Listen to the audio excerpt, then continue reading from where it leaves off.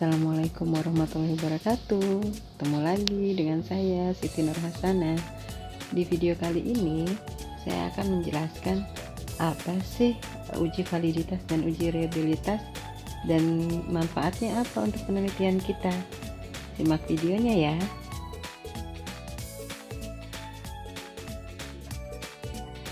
Validitas berasal dari kata validity yang memiliki arti sejauh mana ketepatan dan kecermatan alat ukur melakukan fungsi ukurnya. Suatu instrumen dikatakan valid apabila mampu mengukur apa yang diinginkan dan mengungkapkan data dari variabel yang diteliti secara tepat. Nah, ini yang saya bilang. Jadi dia bisa variabel yang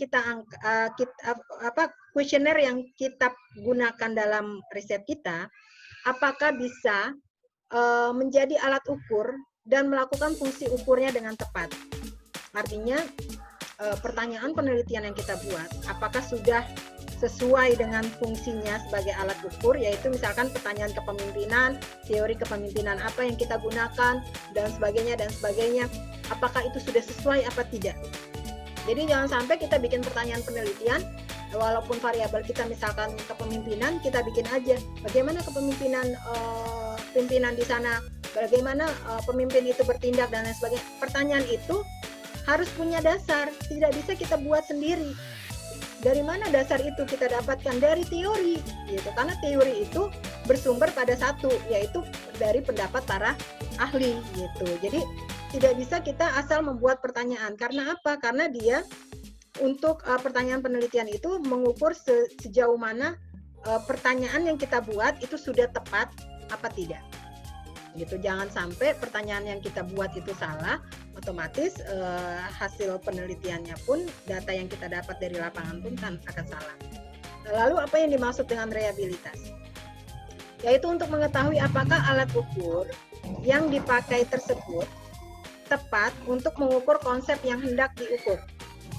Selain itu, menunjukkan pada sejauh mana suatu hasil pengukuran relatif konsisten apabila pengukuran dilakukan berulang kali.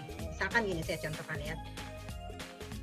Ketika saya pernah waktu S2, saya punya variabel yang sama yang saya sudah gunakan dalam tesis saya. Lalu di penelitian yang berbeda, ketika saya mau mengajukan penelitian di sebuah di kampus UIN, itu ada penelitian dari kampus, itu saya mengajukan dengan variabel yang sama. Nah, karena saya sudah punya instrumennya, maka saya tidak perlu lagi melakukan uji validitas dan uji reliabilitas terhadap variabel penelitian tersebut. Kenapa? Karena saya sudah pernah uji cobakan sebelumnya variabel itu. Dan hasilnya butir-butir pertanyaan yang ada itu sudah valid semua dan sudah reliable. Jadi ketika saya mau gunakan kembali variabel itu dengan butir pertanyaan yang sama, itu sangat bisa sekali. Nah, itu yang dimaksud dengan reliable atau reliabilitas. Artinya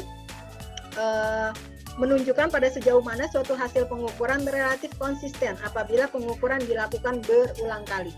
Jadi kalau misalkan teman-teman bikin kuesioner itu untuk untuk karyawan, tahun depan mau dipakai lagi, bisa, nggak perlu uji coba lagi, bisa, tahun depannya lagi mau dipakai lagi, bisa. Jadi nggak perlu bikin variabel yang nggak perlu bikin pertanyaan penelitian yang baru, cukup pakai pertanyaan yang itu karena itu sudah diuji cobakan. Nah, itu yang disebut dengan reliable.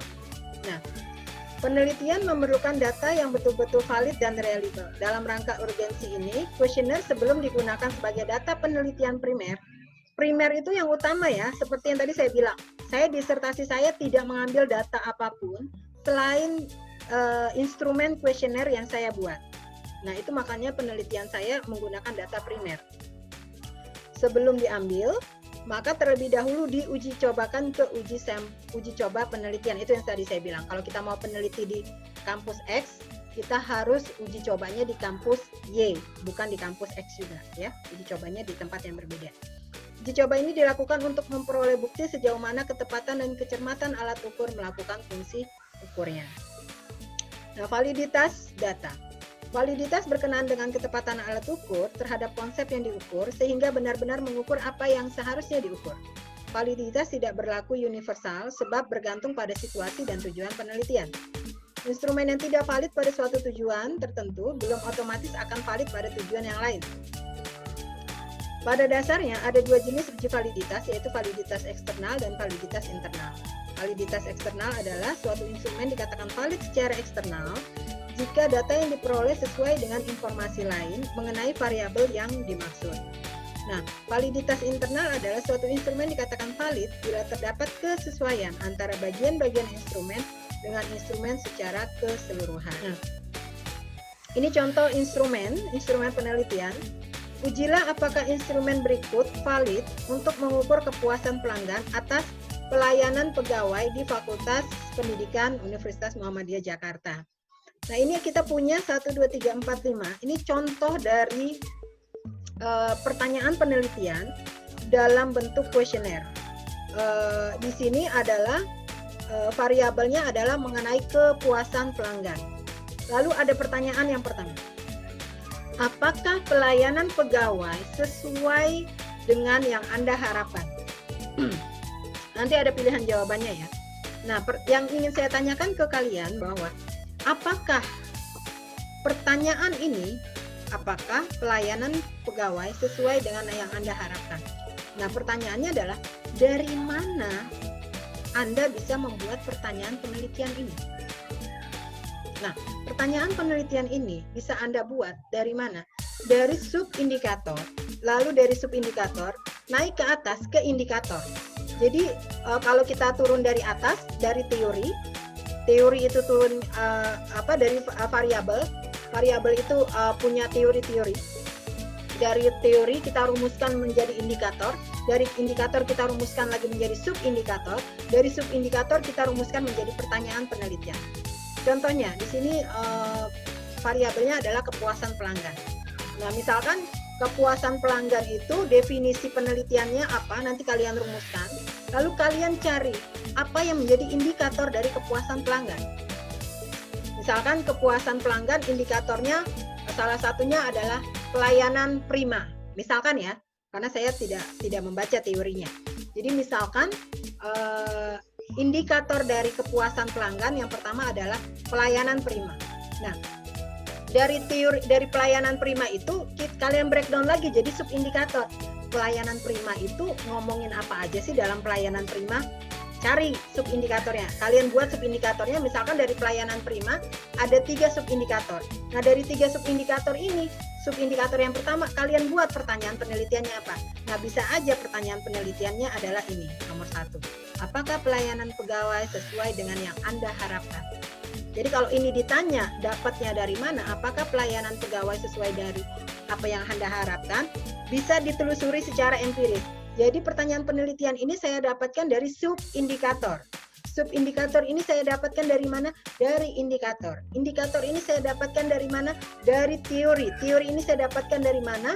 Dari para ahli yang mengatakan mengenai variabel tersebut. Jadi benar-benar bisa dipertanggungjawabkan.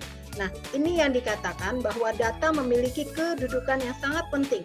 Jadi tidak boleh kalian membuat pertanyaan penelitian asal ngomong, asal nyambung, asal jadi. Tapi harus sesuai dengan kajian teori yang sudah kalian miliki.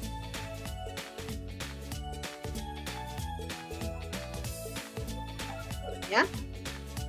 Jadi seperti itu. Nah, jadi pertanyaan penelitian ini 1, 2, 3, 4, 5 kalau ditanya asalnya dari mana, harus bisa kalian pertanggungjawabkan. Karena memang hanya dari situlah, dari pertanyaan-pertanyaan inilah kalian akan dapatkan data. Nah, dari data itu kalian olah, setelah kalian olah, selesai penelitian kalian.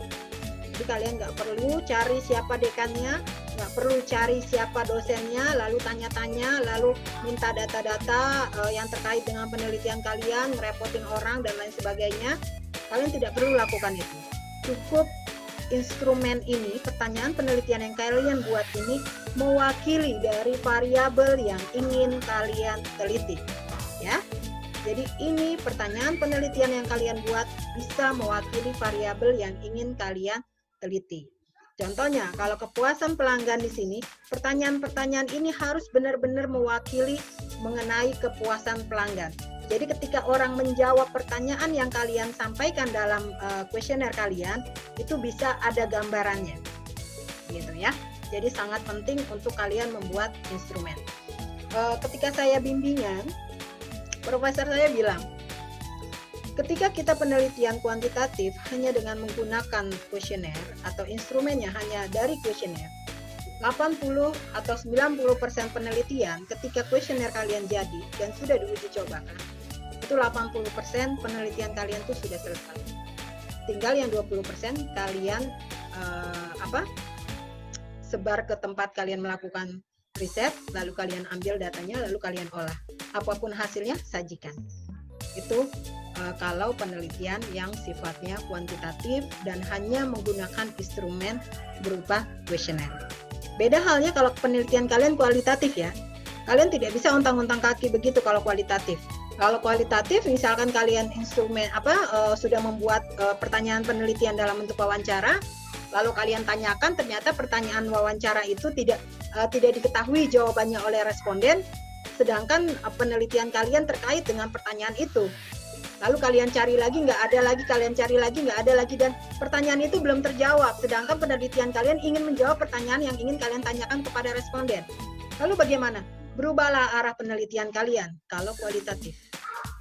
Ya, tidak seperti kuantitatif. Kalau kuantitatif sudah jelas, ajak gitu loh.